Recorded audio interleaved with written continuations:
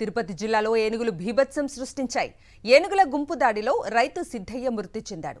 చిన్నగొట్టిగల్లు మండలం కొత్తపల్లి సమీపంలో ఈ ఘటన చోటు చేసుకుంది. 2 రోజులుగా పంట పొలాల్లోనే ఏనుగులు తిష్టవీశాయి. ఏడాది జనవరి 19వ తేదీన కూడా నారావారిపల్లె ఉప సర్పంచ్ రాకేష్ చౌదరిని తొక్కి చంపేశాయి. తాజాగా మరో రైతు ఏనుగుల దాడిలో మృతి చెందాడు. వరుస ఘటనలతో రైతులు భయభ్రాంతులకు గురవుతున్నారు. అధికారులు పట్టించుకోవాలని డిమాండ్ చేస్తున్నారు. ఇక ఇదే అంశానికి సంబంధించిన పూర్తి అప్డేట్స్ మా ప్రతినిధి మూర్తిని అడిగి తెలుసుకుందాం. మూర్తి, చెప్పండి, ఏనుగుల గుంపు దాడిలో రైతు సిద్ధయ్య మృతి చెందినట్లుగా తెలుస్తోంది. అప్డేట్స్ ఏంటి?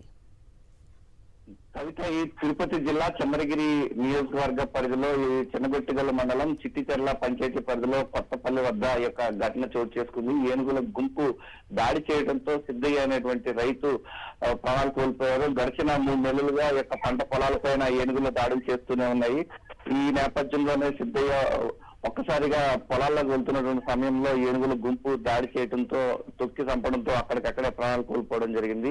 ఇదే ఏడాది జనవరి 19వ తారీఖు నాడు రాకేష్ చౌదరి, ఏదైతే చంద్రబాబు నాయుడు స్వగ్రహమైనటువంటి నారావారిపల్లి పంచాయతీ ఉప సర్పంచ్ గా ఉన్నటువంటి రాకేష్ చౌదరి కూడా ఈ యొక్క ఏనుగుల దాడిలో చనిపోవడం జరిగింది. తాజాగా సిద్ధయ్య అనేటువంటి రైతు కూడా ఈ యొక్క ఏనుగుల గుంపు దాడుల్లో చనిపోవడం జరిగింది. తరచూ ఈ యొక్క ఏనుగుల గుంపు పంట పొలాలపై దాడి చేస్తుండడంతో రైతులంతా కూడా ఆవేదన వ్యక్తం చేస్తున్నారు. ఫారెస్ట్ అధికారులు నిర్లక్ష్యం కారణంగానే ఈ యొక్క ఘటన చోటు చేసుకుంటున్నట్లుగా రైతులు వాపోతున్నారు.